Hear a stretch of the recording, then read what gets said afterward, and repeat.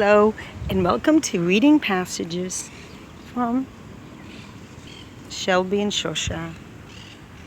So, today we're reading from The Little Prince. Once, when I was 6 years old, this is the picture, I saw a magnificent picture in a book called True Stories from Nature about primeval forest. It was a picture of a boa constrictor in the act of swallowing an animal. Here is the copy of the drawing. In the book it said, boa constrictors swallow their prey whole without chewing it.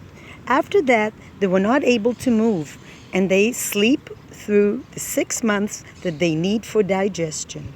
I pondered deeply then over the adventures of the jungle, and after some work with a colored pencil, I succeeded in making my first drawing. My drawing number 1. It looked like this. I showed my masterpiece to the grown-ups and asked them whether the drawing frightened them. But they answered, "Frightened? Why should one be frightened by a hat?" My drawing was not a picture of a hat. It was a picture of a boa constrictor digesting an elephant. But since the grown-ups were not able to understand it, I made another drawing. I drew the inside of the boa constrictor so that the grown-ups could see it clearly. They always need to have things explained. My drawing number 2 looked like this. The grown-ups' response this time was to advise me to lay aside my drawing of boa constrictors, whether from the inside or the outside, and devote myself instead to geography,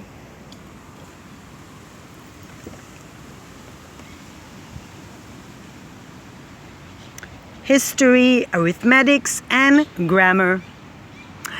That is why at the age of 6, I gave up what might have been a magnificent career as a painter. I had been disheartened by the failure of my drawing number 1 and my drawing number 2. Grown-ups never understand anything by themselves, and it is tiresome for children to be always and forever explaining things to them. So then I chose another profession and learned to pilot airplanes. I have flown a little over all parts of the world, and it is true that geography has been very helpful to me. At a glance, I can distinguish China from Arizona. If one gets lost in the night, such knowledge is valuable. In the course of this life, I've had a great many encounters with great many people who have been concerned with matters of consequences. I have lived a great deal among grown-ups. I have seen them intimately, close at hand, and that hasn't much improved my opinion of them. Whenever I met one of them who seemed to me at all clear-sighted, I tried the experiment of showing him my drawing number 1, which I always kept. Drawing number 1. I would try to find out. So if this was a person of true understanding, but whoever it was, he or she would always say, "That is a hat." Then I would never talk to that person about boa constrictors or primeval forests or stars. I would bring myself down to his level. I would talk to him about bridge and golf and politics and neckties, and the grown-up would be greatly pleased to have met such a sensible man. Chapter number 2. So I lived my life alone without anyone that I could really talk to until I had an accident with my plane in the desert of Sahara 6 years ago. Something was broken in my engine, and as I had with me neither mechanic nor any passengers, I set myself to attempt the difficult repairs all alone. It was a question of life and death for me. I had scarcely enough drinking water to last a week. The first night, then, I went to sleep on the sand, 1,000 miles from any human habitation.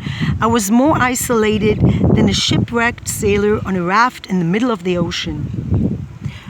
Thus, you can imagine my amazement at sunrise when I was awakened by an odd little voice. It said, "If you please, draw me a sheep." What? Draw me a sheep. I jumped to my feet, completely thunderstruck. I blinked my eyes hard.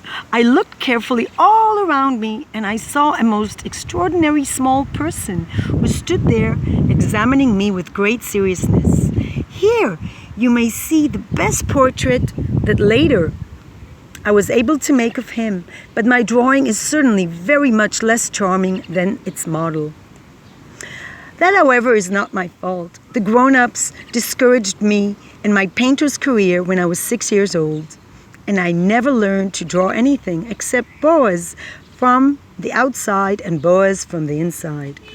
Now I stared at this sudden apparition with my eyes fairly starting out of my head in astonishment.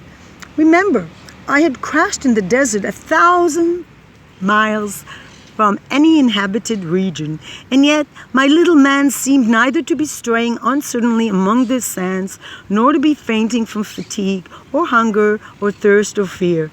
Nothing about him gave any suggestion of a child lost in the middle of a desert, 1,000 miles from any human habitation. When at last I was able to speak, I said to him, "But what are you doing here?"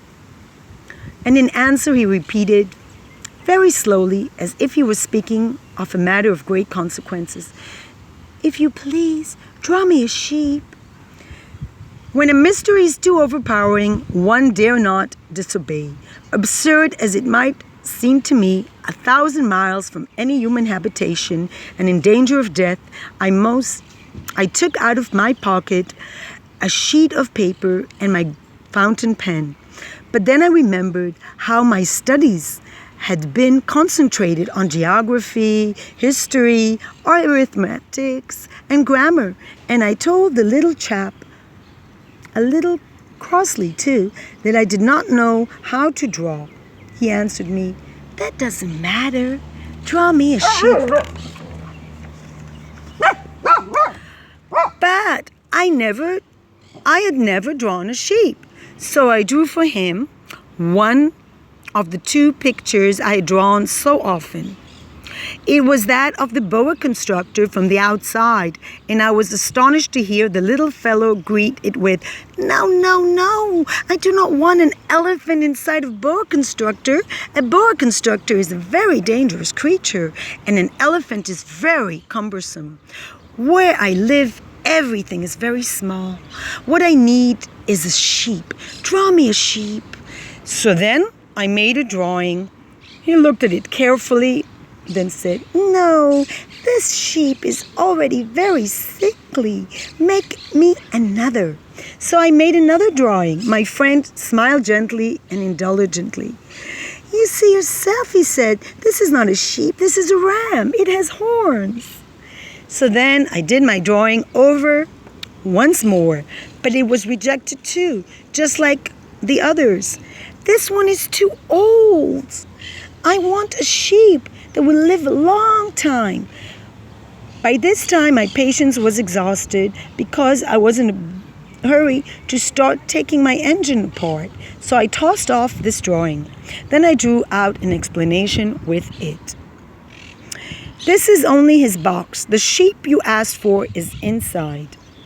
I was very surprised to see a light break over the face of my little judge. "That is exactly the way I wanted it. Do you think that the sheep will have to have a great deal of grass?" "Why?" "Because where I live, everything is very small." "There will surely be enough grass for him," I said. "It is a very small sheep that I have given you." He bent his head over the drawing. "Not so small that, look, he has gone to sleep." And that is how I made the acquaintance of the little prince. Thank you for listening to chapters 1 and 2.